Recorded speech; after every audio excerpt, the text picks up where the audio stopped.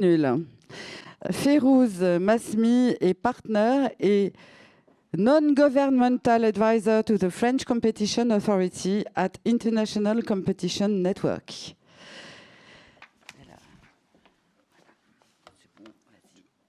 Ok, donc ouais, je dois appuyer. Ok, très bien. Bonjour à tous. Donc je suis avocat, en fait, concrètement, et donc je vais vous parler de Bernanke et de Jedi Blue. En synthèse, j'ai pris quelques notes pour avoir plus de détails à vous donner sur les pratiques qui sont en cause, qui pourraient vous intéresser.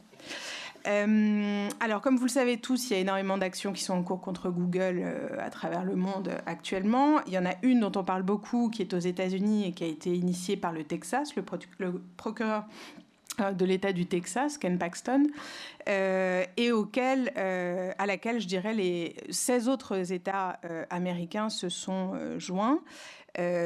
C'est assez inédit aux États-Unis dans l'histoire de l'antitrust américain. En général, les États se joignent à des actions menées par des entreprises, voilà, mais ils ont rarement un rôle comme ça en première ligne, et ils sont rarement aussi nombreux à mener des actions antitrust. C'est pour vous dire l'importance de cette affaire. Vous le savez parce que beaucoup d'entre vous en sont les victimes directes, indirectes, évidemment, mais c'est important de le souligner. C'est pas la seule enquête qui est contre Google sur le marché global, je dirais, de la publicité en ligne, mais c'est l'une des plus emblématiques et c'est l'une des plus vastes en termes de périmètre.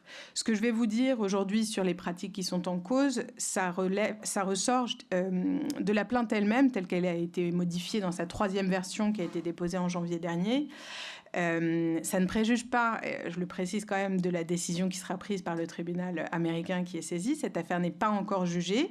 Ce sont donc les accusations qui sont portées par les procureurs américains que je vais vous livrer et pas la décision elle-même. Et je vais me permettre aussi d'apporter peut-être un éclairage complémentaire sur la position de Google en réaction à ces accusations des différents procureurs américains.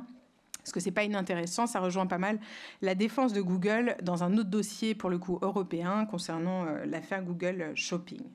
Alors, ce que met en lumière la plainte de Paxton, c'est la chose suivante. Google aurait, depuis 2010, mis en œuvre en fait une stratégie globale qui est constituée d'une myriade de pratiques visant soit à dégrader la compétitivité d'outils concurrents, soit à supprimer complètement la concurrence, à dissuader les éditeurs d'utiliser tout autre outil que ceux proposés par Google. Évidemment, l'acquisition de DoubleClick y est pour beaucoup et c'est visé dans la plainte du procureur Paxton. C'est un élément qui a été déterminant dans la volonté de Google d'avoir une mainmise absolument totale à tous les niveaux de la chaîne de valeur publicitaire en ligne. Donc, c'est une myriade de pratiques qui ont été mises en œuvre. Ça va de la vente liée de leurs différents produits, serveurs, exchange, à des pénalités appliquées aux éditeurs qui ne donneraient pas des accès privilégiés à AdX ou encore des manipulations d'enchères. Bernanke, en l'occurrence, est un des 3 cas que le procureur américain a identifié comme une manipulation d'enchères. Il y en a d'autres qui s'appelaient, dans le langage de Google, des programmes. Le programme de Direct Revenue Share, enfin bref, voilà. Bernanke est un de ces programmes. Jedi Blue, c'est un autre sujet. C'est un accord qui est intervenu entre Google et Facebook et je vais revenir sur les différences entre les deux. Mais c'est important que vous ayez à l'esprit que Bernanke et Jedi Blue ne sont que 2 aspects, 2 types de pratiques parmi une myriade de pratiques qui en fait auraient été mises en œuvre, pour ne pas préjuger de la décision, par Google depuis 2010. Alors Bernanke, c'est effectivement un mécanisme qui a été présenté par Google lors de son lancement comme un mécanisme d'enchère de second rang. Le meilleur bideur payait finalement le 2e prix. Donc en théorie, ça se passait comme ça. Et puis en fait, en réalité, ce que la plainte met en exergue, c'est qu'en réalité, le meilleur enchérisseur payait le 3e prix. Et ce qui revenait à l'éditeur était donc le meilleur enchérisseur payait le 2e prix Mais ce qui revenait à l'éditeur était le revenu issu du 3e prix, déduction faite de la commission de Google, qui par ailleurs, et la plainte en parle assez longuement, était relativement élevée par rapport à toutes les autres commissions perçues sur le marché. Elle se situait plutôt entre 15 et 20%, là où des concurrents se positionnaient plutôt à 5-10%. Donc voilà, du coup l'éditeur se retrouvait avec évidemment une peau de chagrin et Google préservait sa marge. Voilà comment, je dirais, Google, de manière offensive, aurait manipulé les enchères à travers le projet Bernanke, évidemment qui était secret et dont on a une description assez précise dans la plainte du fonctionnement et de l'impact que ça a pu avoir sur les éditeurs eux-mêmes, d'un point de vue financier et puis plus globalement sur le fonctionnement des enchères. Jedi Blue, c'est autre chose. En fait, Jedi Blue, c'est né d'abord de Jedi, qui était un projet défensif de Google. En fait, le header bidding a été introduit, comme vous le savez, en 2014. Il a connu un succès grandissant. 2 ans plus tard, plus de 70 des plus gros éditeurs américains l'avaient adopté. Google voyait ça évidemment comme une menace. Ça permettait de la visibilité que les éditeurs n'avaient pas avec les outils de Google. Ça permettait... Et ça risquait potentiellement de mettre en exergue les différences de commission, enfin, je dirais l'écart substantiel qui existait entre la concurrence lorsqu'elle existe et lorsqu'elle n'existe pas. Mais ce qui a été le déclencheur donc, de la vraie volonté de Google de réagir de manière défensive mais très, très agressive, ça a été l'adoption de cet outil par Facebook en 2016 et qui promettait cet outil à un avenir tout à fait brillant. Voilà. Alors la plainte, c'est assez intéressant. Elle précise que lorsque le header bidding existait, le prix moyen par impression perçu par les éditeurs, il était 70 à 80 fois supérieur à celui auquel ils pouvaient prétendre en l'absence de header bidding. Les revenus des éditeurs à cette époque étaient évalués 30 à 40% plus importants, enfin supérieurs à ceux qui résultaient des produits Google en l'absence de header bidding. Comme quoi la concurrence, et en tout cas dans ce cas-là, était susceptible de générer des revenus meilleurs et une optimisation, enfin une monétisation optimale des inventaires des éditeurs. Donc, Google crée l'exchange bidding en réaction au header bidding. C'est le projet Jedi. Et il est devenu Jedi Blue parce que Facebook a été sollicité lorsqu'ils ont annoncé qu'ils soutenaient le header bidding. En fait, Google a décidé de les approcher pour conclure un accord avec eux, pour qu'ils renoncent au header bidding, à l'utilisation du header bidding, qu'ils utilisent les outils Google, évidemment dans des conditions extrêmement préférentielles.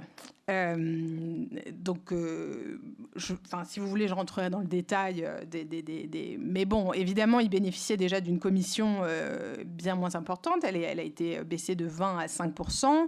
Ils bénéficiaient de 300 millisecondes pour identifier les utilisateurs, là où le reste du marché avait 160 millisecondes. Bref, ils bénéficiaient d'un minimum d'enchères que Google leur garantissait, c'est-à-dire il leur garantissait le fait de les remporter.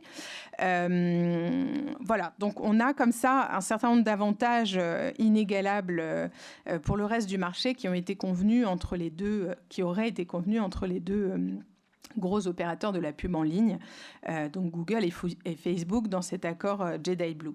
Mais voilà, c'est important d'avoir à l'esprit que, en réalité, ces deux éléments sont des éléments tout à fait distincts, on voit bien, et qu'ils sont complémentaires dans la logique qui est, semble-t-il, celle de Google, d'à la fois préserver ses positions et préserver ses marges et ses profits, voire les augmenter.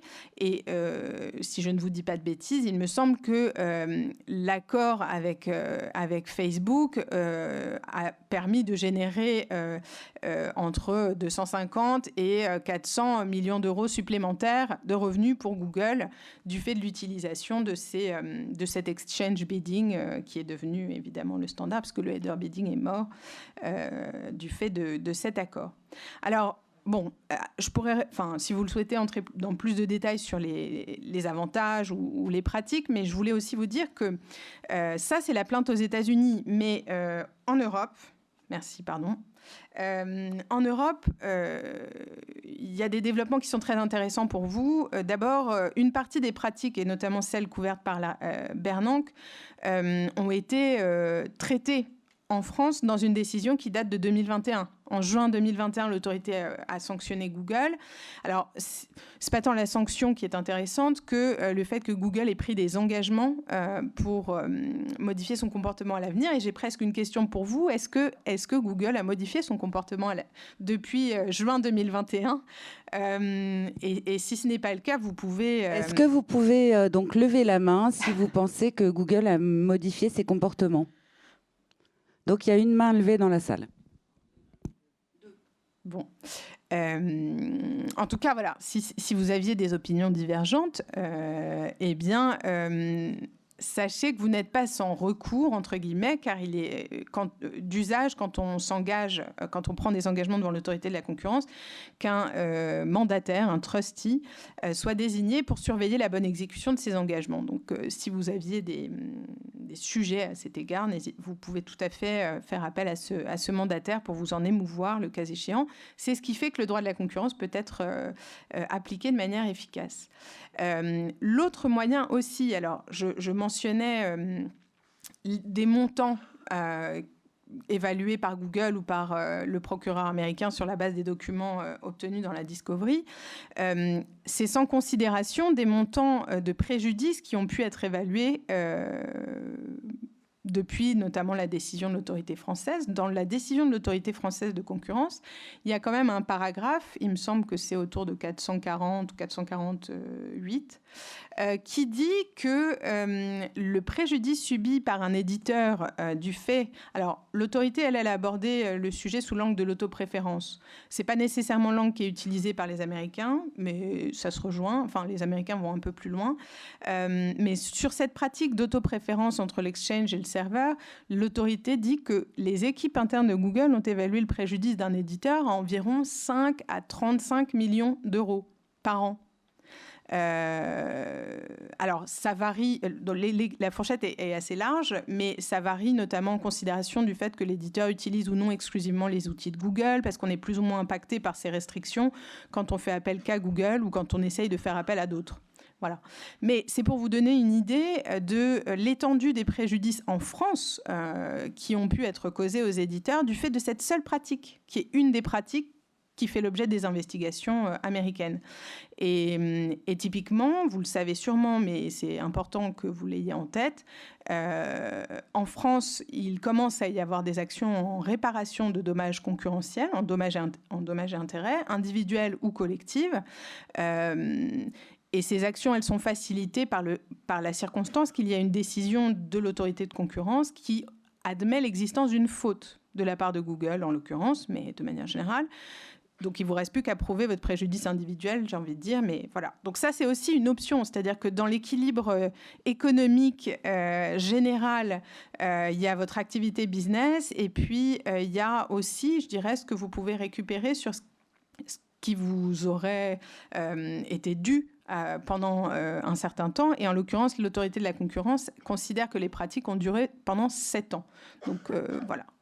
7 fois 5 à minima, entre guillemets. Voilà, ce sont des sommes qui ne sont pas négligeables. Donc, c'est important de savoir aussi que vous avez cette possibilité-là.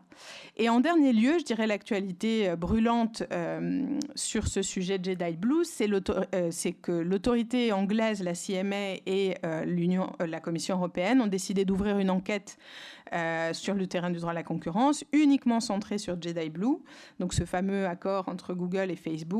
Il n'est pas exclu d'ailleurs que d'autres types d'accords puissent être appréhendés soit par la Commission, soit par d'autres autorités nationales, parce qu'il se dit de plus en plus publiquement que voilà, les intérêts de ce petit nombre d'entreprises sont suffisamment alignés pour qu'ils décident de se préserver mutuellement à travers ce type de mécanisme.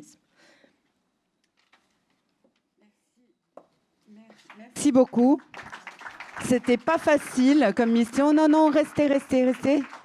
Est-ce qu'il y a des questions dans la salle?